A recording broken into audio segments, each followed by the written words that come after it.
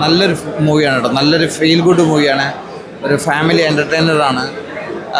അതിൻ്റെ അകത്ത് നമ്മുടെ ഇവരുടെ എല്ലാവരുടെയും ഭയങ്കര ഡിഫറെൻ്റ് ആയിട്ടുള്ളൊരു ആക്റ്റാണ്. ഞാനിപ്പം രണ്ടു മൂന്നിടത്ത് ഇതേപോലെ പറഞ്ഞിട്ടുണ്ടായിരുന്നു. നല്ലതായിട്ട് ഇഷ്ടപ്പെട്ടു കേട്ടോ.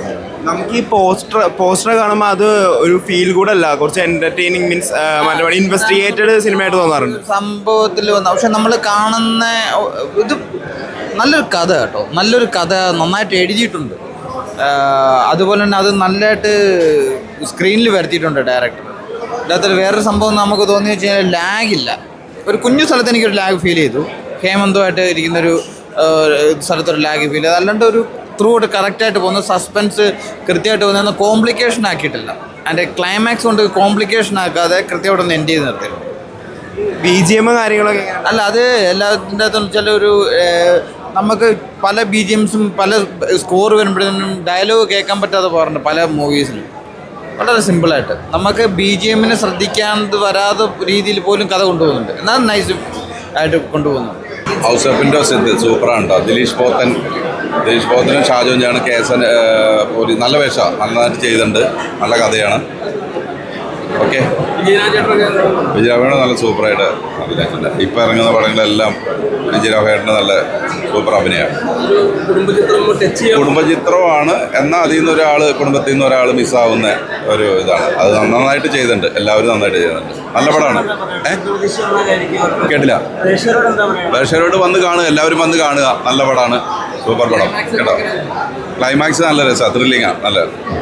നല്ല പടം. ഓക്കെ, ഒരു സസ്പെൻസ് ആയിട്ടുള്ളൊരു മൂവിയാണ്. കുഴപ്പമില്ല, നല്ല ഫാമിലിയിട്ട് എന്തായാലും വന്ന് കാണാം. കുഴപ്പമില്ല, നല്ല അതെ കുറച്ച് ഹാർട്ട് ടച്ചിങ് ആണ് എന്തായാലും. നല്ല അഭിനയ പ്രാധാന്യമുള്ള മലയാള സിനിമ. നല്ല അഭിനയ പ്രാധാന്യമുള്ള മലയാള സിനിമ. നന്നായിട്ട് അഭിനയിച്ചിട്ടുണ്ട്. നമ്മുടെ എന്താണ് മറ്റേ ചേട്ടൻ വരുന്നേട്ട ഷാജോൻ ചേട്ടൻ, നമ്മുടെ ദിലീഷ് പോത്തൻ ചേട്ടൻ, ഇവരൊക്കെ നന്നായിട്ട് അഭിനയിച്ചിട്ടുണ്ട്. നല്ലൊരു അഭിനയ പ്രാധാന്യമുള്ള മലയാള സിനിമ. അല്ലാതെ വേറെ ഒന്നുമില്ല, കുഞ്ഞു പടമാണ്. അത് നമുക്ക് കണ്ടിരിക്കാം. ഈ പടം ചർച്ചയാവുന്നുണ്ട്. ഒരു അഭിനയത്തിൻ്റെ ഒരു നന്നായിട്ട് ചെയ്തിട്ടുണ്ടെന്നുള്ളൊരു പടത്തിൽ ചർച്ച. ഒരു കുടുംബത്തിൽ നടക്കുന്ന ഒരു കഥയാണ്. ചെറിയ കഥയാണ്, പക്ഷെ അത് നന്നായിട്ട് ചെയ്തിട്ടുണ്ട്. ബോറടിപ്പിക്കുന്നില്ല. നമ്മളൊക്കെ നെഞ്ചും വെച്ചിങ്ങനെ ഇരിക്കും, എന്താണ് അടുത്ത് സംഭവിക്കാൻ പോകുന്നതെന്ന് ചിരിക്കും.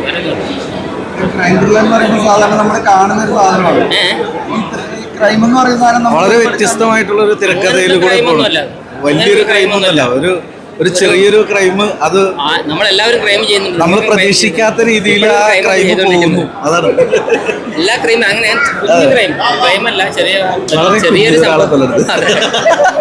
അയ്യോ ഒന്നും പറയല്ലേ.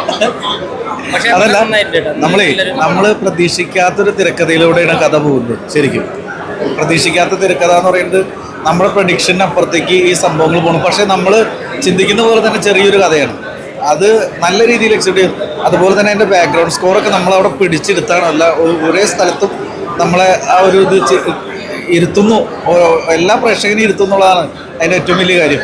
നല്ല തിരക്കഥയെ കൂടെ പോകുന്നു. നല്ല ഓരോ ചെറിയ ജൂനിയർ ആർട്ടിസ്റ്റ് വരെ നല്ല രീതിയിൽ അഭിനയിച്ചിട്ടുണ്ട്. അതൊന്നും അഭിനയമാണെന്ന് തോന്നാത്ത രീതിയിലുള്ള രീതിയിൽ നല്ല രീതിയിൽ എല്ലാവരും എക്സിക്യൂട്ടീവ് ചെയ്തിട്ടുണ്ട്. നല്ല ഡയറക്ഷൻ നല്ല രീതിയിൽ ചെയ്തിട്ടുണ്ട്. ഏറ്റവും നല്ല കഥ എന്ന് വേണമെങ്കിൽ പറയാം. ഒരിക്കലും തിരക്കഥ നല്ല രീതിയിൽ വർക്കൗട്ട് ചെയ്തിട്ടുണ്ട്. നല്ല രീതിയിൽ വർക്കൗട്ട് ചെയ്തിട്ടൊരു ചെറിയൊരു മലയാള സിനിമ നല്ല വിജയം നേടുമെന്ന് പ്രതീക്ഷിക്കുന്നുണ്ട്. ഓക്കെ.